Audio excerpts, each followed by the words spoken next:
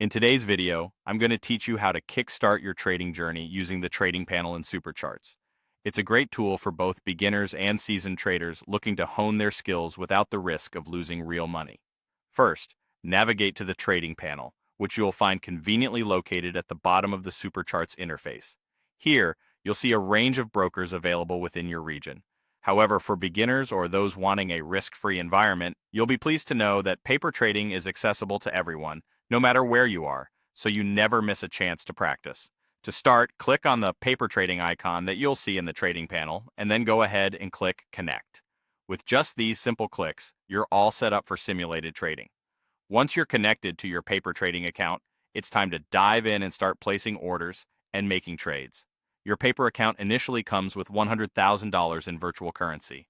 The account features pre-configured leverage settings for various asset types, which include a 1 leverage for stocks, a robust 20, 1 for futures, 50, 1 leverage for Forex, 10, 1 for crypto, and another 50, 1 for other asset types. These settings provide a versatile starting point, but if you wish to adjust them to suit your trading style, there's an easy option for that.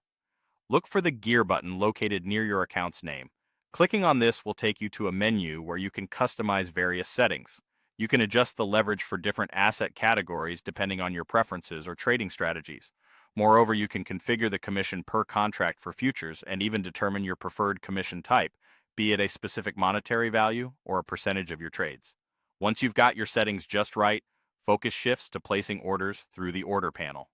Here, you have two main avenues to choose from: the order ticket or depth of market, each offering a streamlined way to engage with the market. Within the order ticket, you'll find a variety of order types you can place. Let's start with the market order. For this, you simply set the number of units you intend to buy or sell, and it will execute instantly at the best available market price, ensuring that these orders always get filled. Next is the limit order. This requires you to not only set the number of units, but also specify the limit price at which you're willing to buy or sell. Note that these may not always get filled if market liquidity is lacking. Finally, we have stop orders, often referred to as stop market orders. These are only placed once the asset's price reaches the set stop level. Before the price hits that mark, the order remains submitted but not placed. Keep in mind that stop orders may not always execute if the price doesn't reach your specified level. And that wraps up our guide on starting your trading journey with paper trading on Supercharts. Happy trading!